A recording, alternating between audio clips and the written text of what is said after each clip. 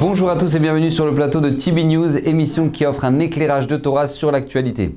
En compagnie de Rav Rachamim Ankri et de Binyamin Benamou, nous allons nous tourner aujourd'hui vers l'actualité sportive. Le 6 septembre dernier, le tennisman Novak Djokovic, numéro 1 mondial de tennis, se retrouve disqualifié de l'US Open à cause d'un excès de colère qui blesse une juge de ligne. Rav Ankri, je me tourne vers vous pour poser la première question. A priori, ça paraît incroyable. Un homme qui s'est investi autant dans sa vie, que ce soit au niveau de l'entraînement, que ce soit au niveau des compétitions, que ce soit au niveau de l'effort fourni et des souffrances, peut en arriver à perdre un tournoi sur un manque de maîtrise de soi? Il faut savoir quelque chose, c'est que un homme, peu importe son niveau spirituel, matériel, sportif, tout dépend des midotes.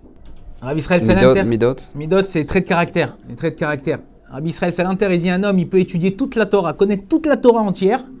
S'il n'a pas corrigé ses midot, sa Torah, elle ne vaut rien du tout. Donc, on est là dans une un cas type qui nous fait ressortir en fait qu'une personne à son niveau mondial, il n'a pas corrigé ses traits de caractère. Ça vous voulez dire qu'à l'échelle personnelle, ça peut arriver dans la vie de tout à chacun? De n'importe qui. Le Bet Yosef dans Siman Resh Tzaddik dans l'Ichot Shabbat, il dit que celui qui met en colère, à la fin, qu'est-ce qui lui reste dans les mains? Que sa colère. La colère, c'est un des traits de caractère qui est le plus grave de tous les traits de caractère. Et on l'a vu en voir, on peut le voir maintenant comment il a tout perdu en un instant. Très bien, merci beaucoup Rav Ankri. Binyamin Benamou, je me tourne vers vous. On sait qu'on est témoin que le sport peut mettre en exergue énormément de mauvais traits de caractère tels que la colère, la rancune, la jalousie, etc. A priori, ça paraît contredire l'esprit sportif, d'accord, qui est un esprit positif, a priori, de partage. Comment il peut avoir une telle opposition à un tel niveau? Justement, je pense que la réponse elle est assez claire. C'est que moi, si j'ai envie de faire du sport, si j'ai envie de faire cette mitzvah, de sentir mon corps, d'être bien avec moi-même, de pas à 35 ans marcher comme un vieux de 80 ans, le matin je me lève, je mets mes baskets, je mets mon short, je mets mon t-shirt, je vais faire mon jogging, je vais jouer avec mes amis, je vais faire mon cardio, je me sens bien. Mais là, on parle même pas de sport, là on parle de métier. Ces gens-là, ils ont choisi un métier. Et ce métier-là, il implique, comme beaucoup de métiers, mais peut-être encore plus dans le monde de très haut niveau sportif, beaucoup d'argent. Ça implique de l'argent, ça implique leur image, donc leur kavod, et il y a aussi un esprit de compétition. L'arbitre, il vient et il me met un carton jaune. Pour moi, je n'ai pas fait la faute, je suis sportif, j'ai pas fait la faute, je me rebelle, je m'énerve et j'insulte. L'enjeu est trop grand pour que maintenant le comportement soit un comportement qui soit normal. L'enjeu il est grand pour mon honneur personnel. On sait qu'avant les matchs, les sportifs ils commencent déjà à se chauffer un petit peu sur les réseaux sociaux. Il y a aussi le prestige d'un joueur par rapport à un autre. On sait que celui-ci est plus grand, celui-ci est plus petit. Donc si le grand il perd, automatiquement il va en venir à s'énerver. Et c'est vrai que ça peut aller très loin. Il y a souvent les sportifs ils crachent l'un sur l'autre, ils se mordent l'oreille. Il va marcher sur l'autre, ça veut dire si je me fais tacler par un joueur, au lieu de tomber sur l'herbe, je vais retomber sur le bonhomme. Il y a aussi ceux qui simulent une faute de l'adversaire, alors que finalement l'adversaire n'a pas fait faute. Tout ça pourquoi? Pour gagner, pour montrer que je suis plus fort, donc c'est mon kavod, c'est mon honneur, et aussi pour l'argent, parce que plus je remporte de matchs, et plus je gagne d'argent. Donc là finalement on est au dilemme de l'homme de base. Lui avec l'argent, lui avec son kavod et lui avec l'esprit de compétition qu'il a avec les autres. Très bien, merci. Alors, Rav Ankri, justement, comme l'a introduit Binyamin Benamou, un mauvais perdant, c'est pas celui qui est en train de perdre le jeu. C'est quelqu'un qui en fait a en amont une perte d'un énorme enjeu qu'il a personnellement, comme il l'a si bien expliqué. Nous, comment expliquer, que ce soit à la fois à nos enfants ou chez nous-mêmes, l'importance d'avoir cet esprit de savoir perdre, d'accepter la défaite? Je pense que c'est quelque chose qui s'apprend. Le chinour, l'éducation chez le peuple juif, elle est très importante et les parents, on est des exemples vivants devant nos enfants. Donc c'est en fait un peu à nous de leur apprendre que des fois on peut gagner et des fois on peut perdre. Mais quand on perd il faut savoir perdre avec kavod, c'est-à-dire perdre avec fierté. C'est pas parce que tu as perdu aujourd'hui que demain tu peux ne pas gagner. C'est une roue qui tourne. Le monde, une des raisons, la Chaim Akadosh dit, une des raisons que le monde est rond, c'est qu'un jour tu es en haut et demain tu peux être en bas. C'est un cycle. C'est-à-dire que vous expliquez que ça fait partie intégrante clairement de l'éducation de prendre du temps en tant que parent et dire à nos enfants, regarde, ça arrive, c'est possible, c'est quelque chose qui arrive à tout le monde, il ne faut pas en faire un drame et au contraire se reconstruire. Exactement. On ne peut pas être bon dans tout. En Adam Lomed et là il faut chez le Bochafetz. Un homme il étudie où il réussit en général dans des domaines qui lui plaisent. Alors souvent les parents, c'est les parents qui inscrivent leurs enfants en sport, que ce soit du foot, du tennis ou n'importe quoi. Et les enfants ils n'aiment pas forcément ça, donc en leur montrant que des fois en faisant un sport qu'ils n'aiment pas forcément et ils vont pas forcément gagner, c'est en fait les éduquer à leur montrer que des fois on ne peut pas toujours réussir dans tous les domaines. Et c'est certain point de vue, une certaine hashkafa de faire montrer à nos enfants que tout est possible et même quand on ne réussit pas, ça ne veut pas dire qu'on a raté notre vie. Très bien, merci à Rancry. Comme chaque année, le mois de septembre a été marqué par le transfert de joueurs de foot à des prix faramineux. On se souvient encore en 2017 du transfert de Neymar vers le PSG pour 222 millions d'euros. Binyamin Benamou, que ces joueurs gagnent une somme astronomique d'argent, a priori ça ne nous concerne pas tellement, d'accord, parce qu'eux-mêmes rapportent énormément d'argent à leur club. Par contre, a priori, n'y a-t-il pas un danger dans la valorisation que fait la société de ces joueurs justement? C'est assez terrible. C'est assez terrible pour nous-mêmes, c'est assez terrible pour nos enfants et en fait c'est naturel.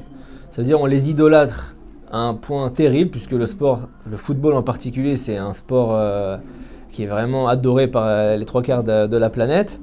Et en fait, l'extra sportif, il prend aussi une place énorme. Ça veut dire qu'on les idolâtre d'un côté, 220 millions de dollars le transfert, eux-mêmes ils gagnent 500 000 euros par semaine. Les enfants, ils veulent leur ressembler, ils achètent les t-shirts Neymar et compagnie. Mais en réalité, tout autour, il y a une ambiance qui règne qui est assez spéciale parce que quand il y a de l'argent, il y a aussi de l'immoralité très facilement. Donc autour des... C'est justement ça, on dirait que la société fait abstraction totale de l'immoralité pour mettre un... Je dirais pas qu'elle fait abstraction parce qu'on en parle beaucoup dans les journaux du côté immoral, mais ça ne nous dérange pas, on continue. On va pas ne pas acheter Neymar parce que le type il sort en boîte de nuit toutes les soirs, il fait n'importe quoi. On se souvient que beaucoup de joueurs de foot brésiliens ont eu des déboires terribles à tous les niveaux, alcool, sexualité, etc. Et on sait que les femmes de joueurs, par exemple, elles sont connues pour... beaucoup de femmes sont connues pour devenir des femmes de joueurs pour les raisons qu'on imagine. Et il y a beaucoup de tromperies entre joueurs, même d'une même équipe. Ça n'a pas l'air de déranger ni le club, puisque le club il est intéressé par le résultat sportif. C'est pas comme si par exemple on travaille chez Torah Box, je dis n'importe quoi, un exemple.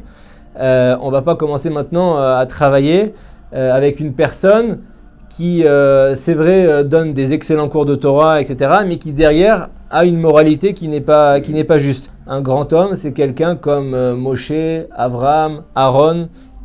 C'est des gens qui ont fait face à des épreuves très très dures.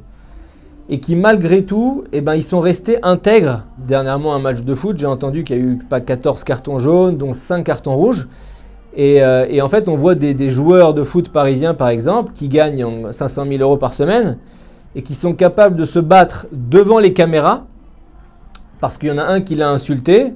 Alors, il faut qu'il lui mette une tarte devant tout le monde, alors qu'il y a des enfants qui regardent, il y a le monde entier qui regarde et on voit qu'ils ne sont pas capables de maîtriser la pression et surtout ils ne sont pas au niveau du rang social que la société les met. Et ça je pense qu'en tant que personne juive, en tant que personne qui aspire à ressembler à Kadosh Baruch Hu, à ressembler aux midot, aux traits de caractère d'Akadosh Baruch Hu et toutes les... Ou de notre tzadikim tout simplement. De notre tzadikim tout simplement, il faut ouvrir les yeux tout simplement.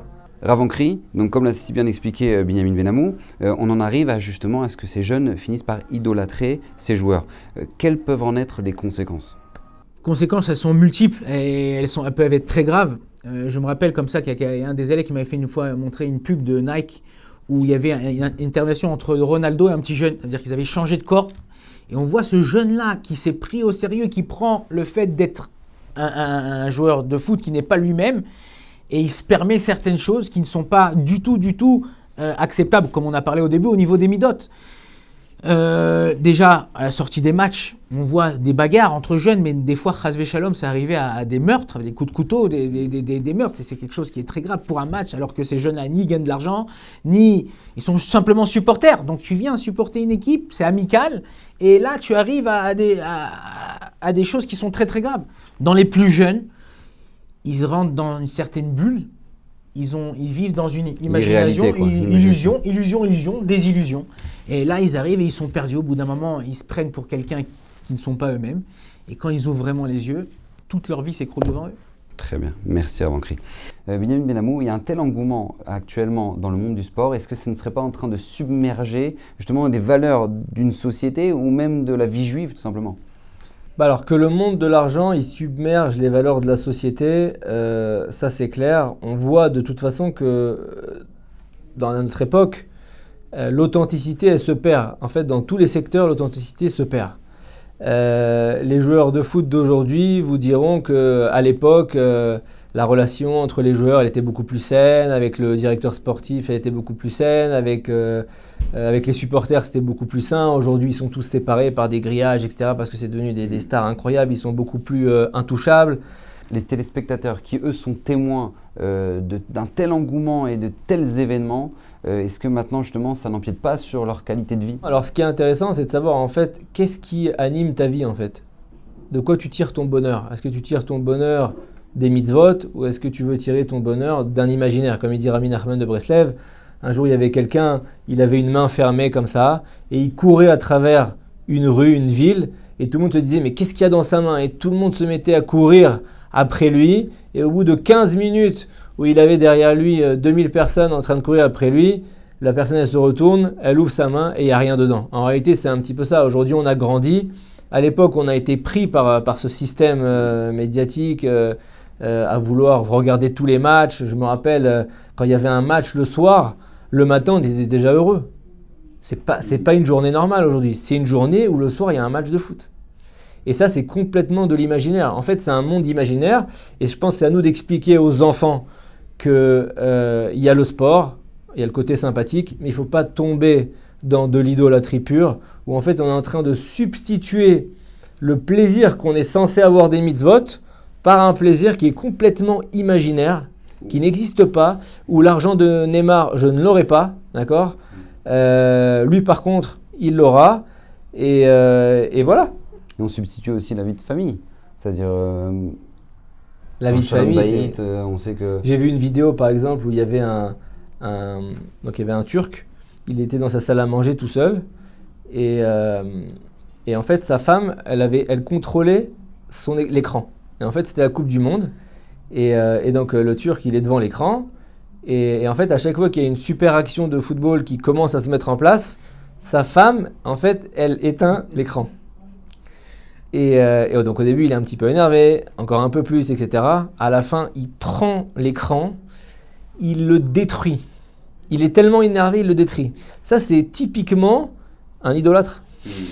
C'est-à-dire qu'en fait, il a substitué quelque chose qui doit vraiment lui amener du bonheur. Ça veut dire, je ne sais pas, le fait même qu'il soit en vie, le fait qu'il ait une femme, une maison, une télé peut-être, je ne sais pas. Après, dans le monde juif, forcément, en Israël, c'est un petit niveau au niveau football, mais en tout cas pour ceux qui vivent en Israël, je sais qu'il y a beaucoup de matchs qui ont lieu le Shabbat.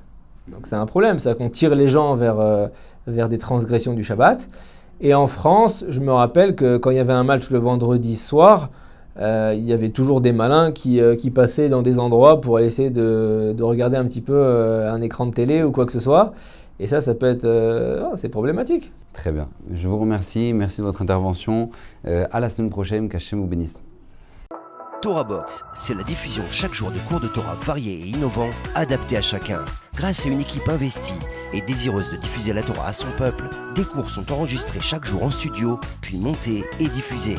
Avec des rabbinim de haut niveau, sur tous les sujets de la vie juive, paracha, pensée juive, halakha, couple, éducation, Emouna, histoire juive. Et chaque semaine, une histoire exceptionnelle à raconter le Shabbat. De nouvelles émissions et débats innovants qui confrontent Torah et actualité. des concepts de vidéos qui expliquent la halakha de manière ludique, divertissante et accessible. Et des programmes de Torah pour nos enfants. Torah Box, c'est du judaïsme sur mesure pour vous.